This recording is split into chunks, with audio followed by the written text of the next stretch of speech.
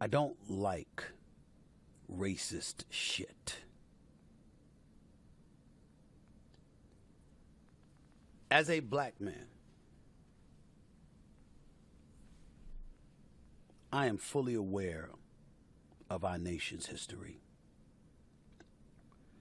One of the reasons that I don't lament it as much as a lot of us are inclined to do, because sometimes I don't like to engage in futility. You know how somebody asks you, how's everything? And they'll tell you everything's fine. And you know they're lying, but they'll turn around and say, it doesn't matter because nobody would listen anyway. That's what I feel about things that I think inch toward racist tendencies. And with our politicians, folks are inclined to say stuff about them along those lines. I've never been one to. And the reason I'm never one to is because I look at most politicians as just doing whatever it takes to get votes. I've seen plenty of politicians misrepresent who they are just because whatever they're projecting would curry votes at the polls during election time. And if that's what it takes, that's what it takes. I knew Donald Trump before Donald Trump ever decided to run for the presidency. And I'm here to tell you something right now. He was nothing like what we've seen since he's been president. Nothing. Nothing. You got black folks all over the place calling him all types of names. We've been appalled by his behavior, his insensitivity, et cetera, et cetera. He was the complete antithesis of that when he was running his casino, when he was throwing boxing matches, when he was trying to become an owner of an NFL team, when he would show up to NBA basketball games, and when he had his show, The Apprentice. You know what I'm saying? Doo-doo, doo-doo, doo-doo, doo-doo, doo-doo, doo-doo, for the love of money. Remember that intro? When I had him on my show, quite frankly, on ESPN2, that man came out to that song, and it was hype. He actually let me touch his hair to prove that it wasn't a toupee. That's how far back Donald Trump and I went. Once he became president, I don't know who the hell he was. Once he ran for president, I mean, my God, when he announced his presidency, he offended half of the American population inside of 15 minutes. But I digress. What pisses me off is that today is Juneteenth. Juneteenth, for those of you who don't know, commemorates when America's last enslaved people learned of their freedom on June 19th, 1865, in Galveston, Texas. That was more than 2 years after President Abraham Lincoln signed into law the Emancipation Proclamation, officially ending slavery. It just took 2 additional years to get the word out to the folks in Galveston, Texas, because folks there didn't know. And you don't have the internet like you do today, and you didn't have FedEx and UPS and all of this other stuff. It took a while for folks to get the message. I'm not about to sit here and educate you about slavery. Number one, because there are plenty of people more qualified than me who will do an even better and more eloquent job of doing so themselves. But two, and more importantly, we all know what it entails. The oppression that black Americans received, the disenfranchisement, the murders, the rapes, the maims, the maiming, the brutal forms of oppression that were exacted against a nation of people of color. We all know all of that. Everybody knows that. That's why there was a civil war. We got it. Which is why Juneteenth exists. Which is why it's so important. It's like Black Independence Day. We all get that, right? Then why in the hell am I reading some damn story about Governor Ron DeSantis of Florida and Mike Pence, the former vice president, the former governor of Indiana, both GOP candidates for the presidency for this coming 2024, being still hell-bent and committed on recognizing Confederate holidays? How is that possible? How is that possible? Now, I can take this 2 ways. actually more than two ways. At the very least, I can label it highly racially sensitive because I hearken back to the former owner of the then Washington Redskins. His name was Jack Kent Cooke, and he was speaking defiantly about his refusal to change their name, which was offensive to Native Americans. And I remember him being interviewed by my long-lost buddy who's passed away years ago, who was one of the greatest sportscasters to have ever graced American society. His name was George Michaels. I knew him personally. He was a friend. And I miss him every day. Mike Wilbon and Tony Kornheiser, a Pardon the Interruption on ESPN. They worked as columnists for the Washington Post. They worked on his shows all the time. The other David Dupree from USA Today years ago, God rest. So all of these guys were very, very close to George Michaels. They were closer to him than I was because they knew him longer, but I was close to him. And George Michael had interviewed Jack Kent Cooke about that. And Jack Kent Cooke refused to change the name. And then George Michael interviewed one of their stars. And his name was Charles Mann. And they asked him about the name change. And he said, how do you feel about it? He said, it doesn't matter. It's how they feel. If they're the offended party, and they're telling you this is offensive to their culture, we have an obligation to listen and to heed their words as human beings and heighten our level of sensitivity to that. See, what bothers me about DeSantis and Pence in this particular situation, where they're speaking in North Carolina at the GOP state convention June 9th and 10th, and DeSantis sits there and declares at the convention it's an iconic name, talking about Fort Bragg, which was changed to Fort Liberty in the aftermath of the George Floyd murder and the riots that took place and the protests that took place in the streets throughout America. DeSantis says it's an iconic name, an iconic base, and we're not going to let political correctness run amok in North Carolina. At that same gathering, former Vice President Mike Pence pledged a day later, we will end the political correctness in the hallways of the Pentagon and North Carolina. Ladies and gentlemen, they're talking about changing the military base back to Fort Bragg. Well, who's Fort Bragg?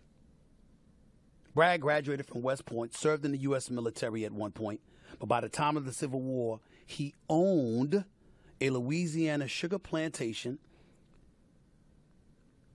and had 105 enslaved people.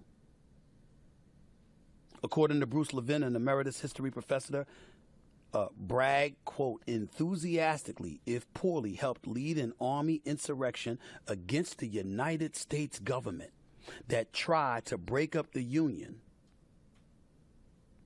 and preserve slavery. That's Fort Bragg. This is the same people that want to celebrate Robert F. Lee and his birthday. Did you know that in the year 2024, 8 states still celebrate or recognize Robert F. Lee's birthday? Let me give those states to you. Alabama, Arkansas, Florida, Kentucky, Louisiana, Mississippi, North Carolina, and Tennessee. 2 of them, who happen to be Alabama and Mississippi, they actually celebrate Robert F. Lee on Dr. Martin Luther King's birthday. A man of peace and nonviolence who never wanted to harm anybody and was willing to be harmed for the sake of a better America, to make America into the mosaic it swore to be. They want to disrespect Dr. Martin Luther King's holiday like that. The state of Alabama, as recently as 2020, introduced a bill to separate the 2 holidays, but it failed. 3 states honor the birthday of Jefferson Davis. He was the president of the Confederacy, okay, who didn't want the United States, essentially. You know, those 3 states that honor the birthday of Jefferson Davis: Mississippi, Florida, and Alabama. And by the way, in most states, just as a nugget, employers do not give the day off, and most people are not even aware that the day is happening, yet they are still recognized as holidays and are included on the official state calendar of the website. This is what is going on in the year 2023. So what's it going to be, Governor DeSantis? What's it going to be, former Vice President Mike Pence? Want to be called a racist? I'm not going to call you that. I'm not going to give you that ammunition. Nope, not going to do it. I'm going to call you racially insensitive. You know why? Because how do you think this makes black people feel? Do you care? Are you willing to say that you don't care? I mean, if you're going to go that far, if you're going to go as far as you're going, why don't you just admit it? See, this is the problem, and this is the challenges that we have to confront. And by the way, they're following lockstep with Donald Trump, because when he was the president, he promised to veto any bill that called for the names to be changed of some of these bases, and did indeed veto it, but was overridden by Congress. There was a Congress override that prevented him from doing that. Donald Trump knew that was going to happen. Let me tell you who Donald Trump is in this regard. He said what he said, and he vetoed it. He knew it wasn't going to equate to anything, that what was going to happen as it pertained to the name changes was going to happen because Congress had the power to do that. He took that position because he knew it would make him look good to his constituency. And as a result, it would curry favor with them, and they'd stand by him, and they'd love his chutzpah, whatever the case may be, and they continue to vote for him. You think that's what DeSantis and Pence ain't trying to do right now? One could easily argue that that's the reason for all of this stuff. Why else alienate a populace of this country? So we see what you're doing. Here's what really pisses me off. Well, actually, I already said what pissed me off, which is everything I just told you. But what takes it to another level is that I'm a registered independent. I actually want the Republicans and the Democrats not to be so divided. And the reason why I want that is because I want to get away from all of the demagoguery and to get back to focusing, or to get to focusing on the issues. Who's better for the economy? Who's got a better immigration policy?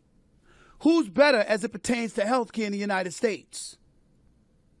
Pro-choice, pro-life.